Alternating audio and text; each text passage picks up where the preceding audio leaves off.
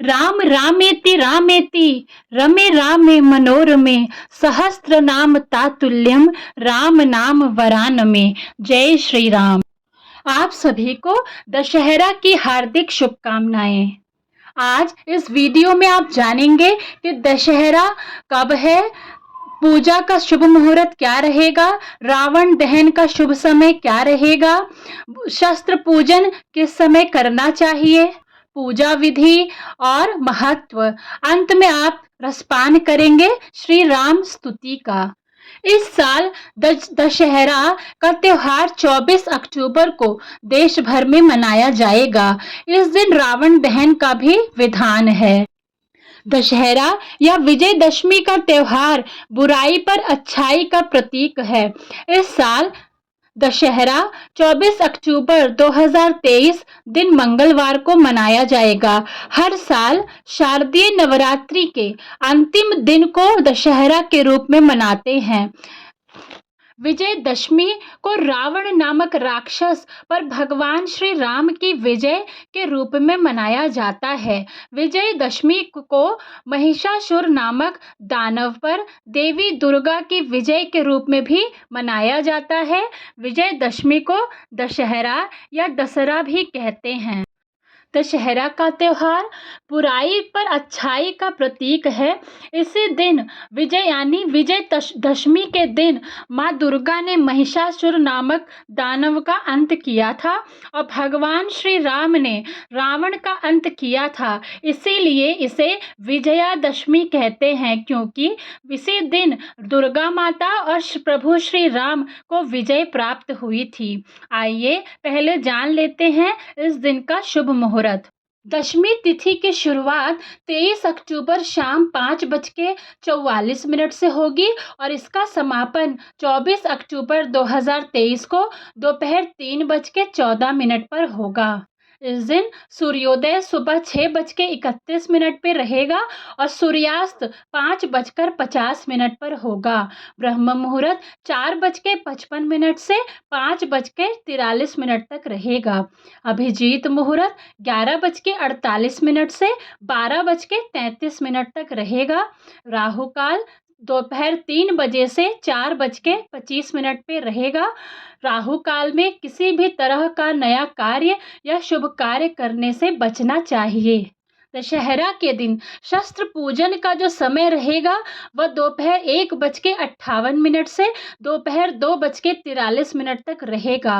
रावण दहन का मुहूर्त शाम 5:43 के बाद 2.5 घंटे तक का समय रावण दहन के लिए उपयुक्त रहेगा।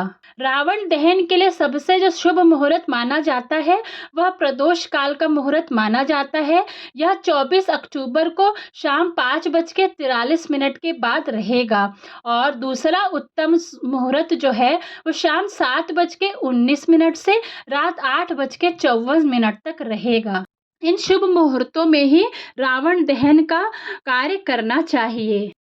दशहरा के दिन पूजन विधि कैसे करना है, आइए विस्तार में जानते हैं। दशहरे की पूजा दोपहर के समय करना उत्तम रहता है। इस दिन बही खाते की पूजा करना बहुत शुभ माना गया है। इस दिन गाय के गोबर से षटकोणीय आकृति बनाकर 9 गोले व 2 कटोरियां बनाई जाती हैं। इन कटोरियों में से एक में चांदी का सिक्का और दूसरी में रोली, चावल, जौ व फल रख दें। इसके बाद रोली, चावल, पुष्प एवं जौ के जवारे से भगवान राम का स्मरण करते हुए पूजा करें। पूजा के बाद बहन अपने भाई के दाएं कान में जौ लगाकर भगवान से अपने भाई के अच्छे जीवन के लिए प्रार्थना करें। इस दिन समी वृक्ष का पूजन कर शाम को उसके नीचे घी का दिया जलाना चाहिए। इसके बाद यथाशक्ति अनुसार दान दक्षिणा देनी चाहिए। आइए दशहरा का धार्मिक महत्व जानते हैं। दशहरा पर ही हुआ था रावण का अंत। दशहरा पर्व पर दो शुभ योग बन रहे हैं। इस दिन जगह जगह रावण दहन किया जाता है। कहा जाता है कि रावण के पुतले को जला हर इंसान अपने अंदर के अहंकार क्रोध का नाश करता है।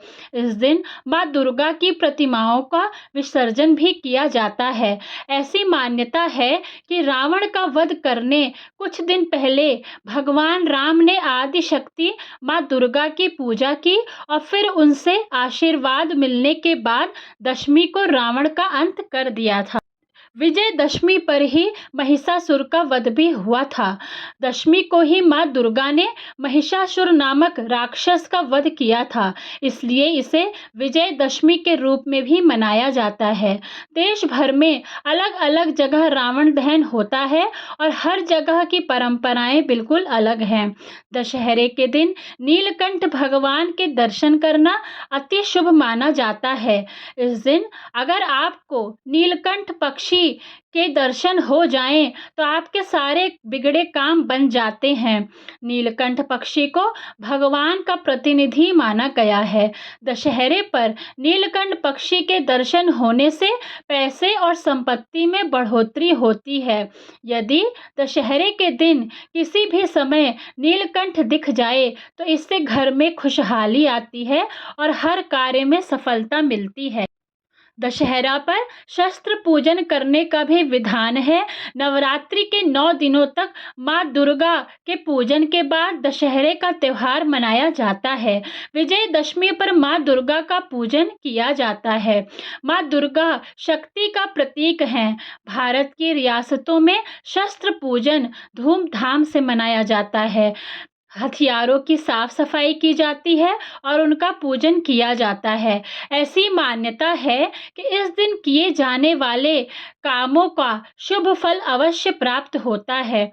यह भी कहा जाता है कि शत्रुओं पर विजय प्राप्त करने के लिए इस दिन शस्त्र पूजा करनी चाहिए।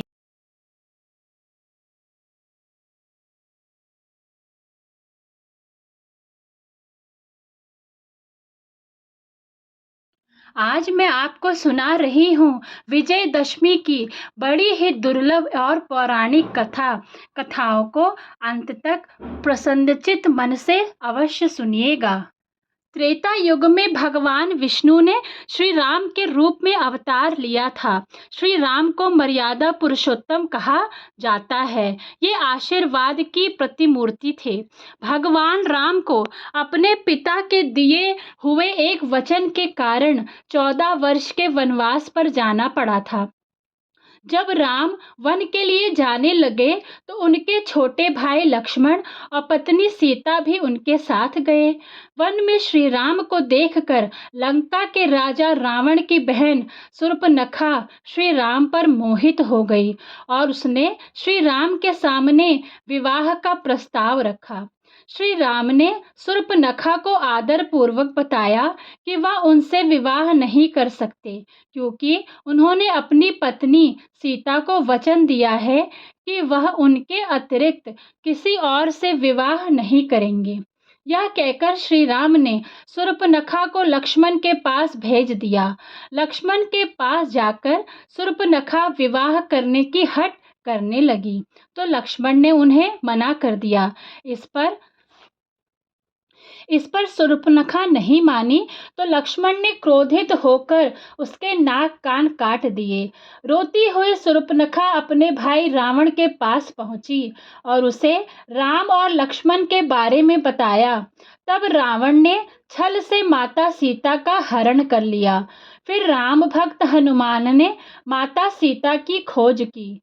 बहुत समझाने के बाद भी जब रावण माता सीता को सम्मान पूर्वक श्री राम के पास भेजने के लिए तैयार नहीं हुआ तो श्री राम ने उसका वध कर दिया और माता सीता को लंका से वापस ले आए। श्री राम ने जिस दिन रावण का वध किया उस दिन शारदीय नवरात्र की दशमी तिथि थी। इसलिए इस त्योहार को विजयदशमी भी कहते हैं। रावण के बुरे कर्म पर श्री राम की अच्छाई की जीत हुई, इसलिए इसे बुराई पर अच्छाई की जीत के त्योहार के रूप में भी मनाते हैं। विजयदशमी पर रावण का पुतला बनाकर उसका दहन किया जाता है। रावण के साथ ही उसके बेटे मेघनाद, भाई कुंभकर्ण के पुतले का भी दहन किया जाता है। महाभारत की कथा के अनुसार दुर्योधन ने जुए में पांडवों को हरा दिया था। शर्त के अनुसार पांडवों को 12 वर्ष तक निर्वासित रहना पड़ा, जबकि 1 साल के लिए उन्हें अज्ञातवास में भी रहना पड़ा। अज्ञातवास के दौरान उन्हें हर किसी से छिपकर रहना था, और यदि कोई उन्हें पा लेता तो उन्हें दोबारा 12 वर्षों का निर्वासन का दंड सहना पड़ता। इस कारण अर्जुन ने उस 1 साल के लिए अपनी गांडीव धनुष को शमी नामक वृक्ष पर छुपा दिया था, और राजा विराट के लिए एक बिहनला का रूप धारण कर कार्य करने लगे। एक बार जब उस राजा के पुत्र ने अर्जुन से अपनी गाय की रक्षा के लिए मदद मांगी, तो अर्जुन ने शमी वृक्ष से अपने धनुष को वापस निकालकर दुश्मनों को हराया था। एक अन्य कथा के अनुसार भगवान श्री राम ने लंका की चढ़ाई के लिए अपनी यात्रा श्री गणेश किया, तो शमी वृक्ष ने उनके विजयी होने की घोषणा की थी।